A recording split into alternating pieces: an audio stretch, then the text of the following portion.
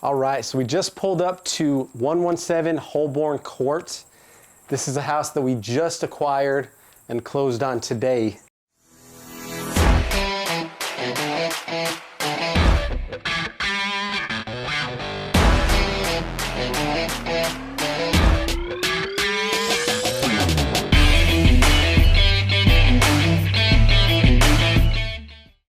It's been a long-term process with this one.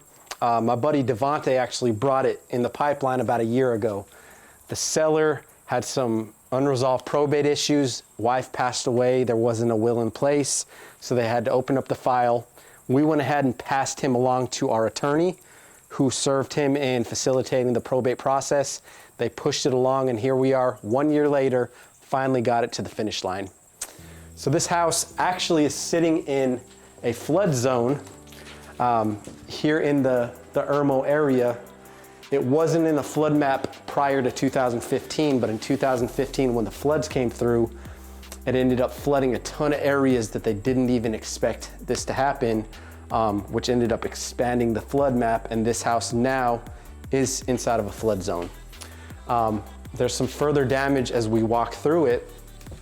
You can see there was a fire, small fire on the back side of the house that was concealed to the bathroom area, and then this back bedroom. You can see it definitely got to a couple of the supporting beams, which in turn led to moisture issues, water getting in, all the sheetrock came off of the ceiling, and you can see all this debris and some of the insulation that fell on the floor as well. I definitely don't plan on getting in here and rehabbing this thing. So at the moment, this is much larger of a project than I want to take on. So our goal and our exit strategy is likely going to be head and put this thing on the market and sell it to another investor quickly. Again, the name of the game is speed for our process right now, so the quicker I can get in and out of a property, the better. In many cases, I would wholesale a house like this and just sell it to another investor because of the unique situation. Seller wanted to close, they needed it quickly. We just went ahead and bought this house. We're gonna probably end up listing it on the MLS and see if we could double our initial investment on it. Going over rough numbers, obviously this would be a full rehab. You know, we're talking some of the house being down to studs. Because there was a small fire, you're also gonna have to open up conversation with the fire marshals so they can come through, inspect the property, check out some of the supporting beams, and make sure that the structure is stable and sound, so whoever the next family that moves in would be, of course, safe.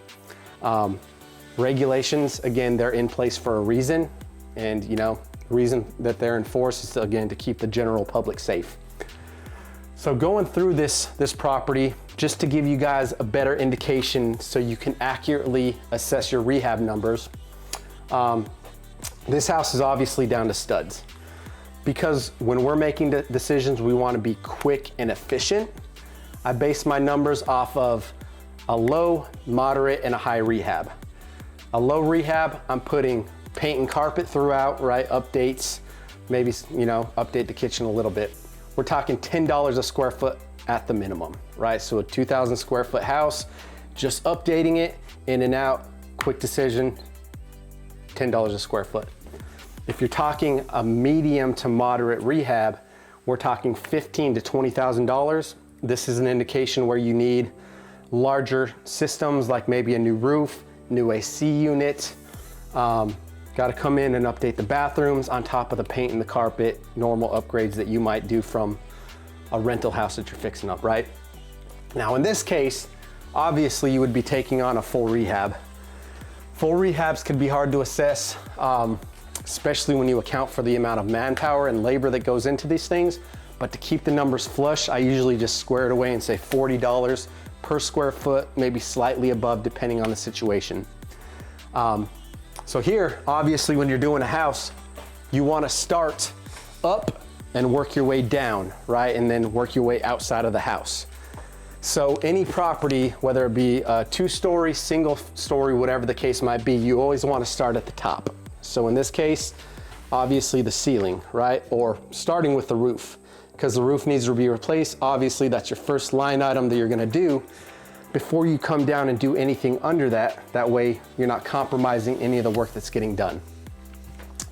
After you have the roof in place, you have your structure secure, then you can go ahead and start, in this case on the ceiling, you can see these exposed beams. We obviously need to put some new sheetrock here, make sure anything's enforced that might have been damaged from the fire, top your insulation on top, and start working down. So again, in this case, you want to take care of your demo. You want to take care of your structural repairs.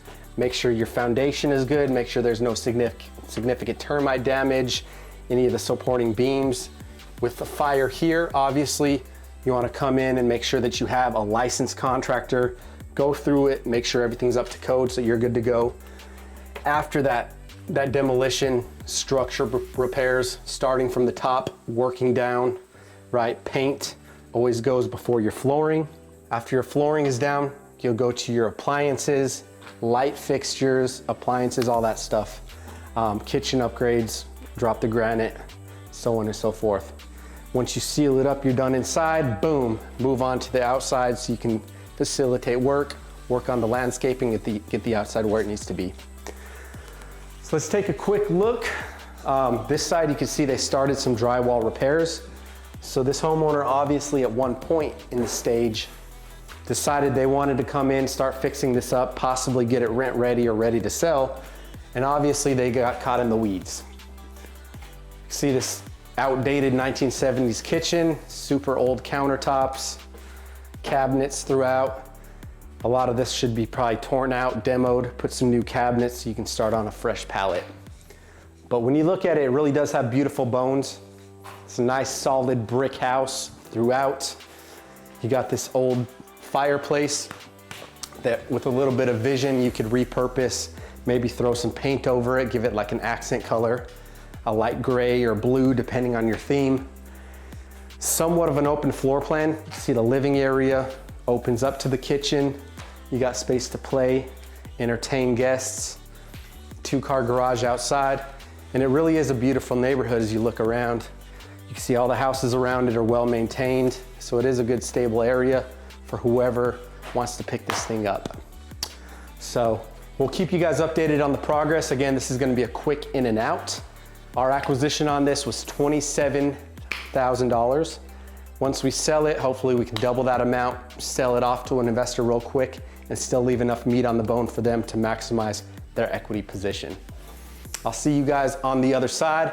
Get out there, stay consistent, and work towards constant and never-ending improvement so you can get 1% better each and every day. See you guys soon.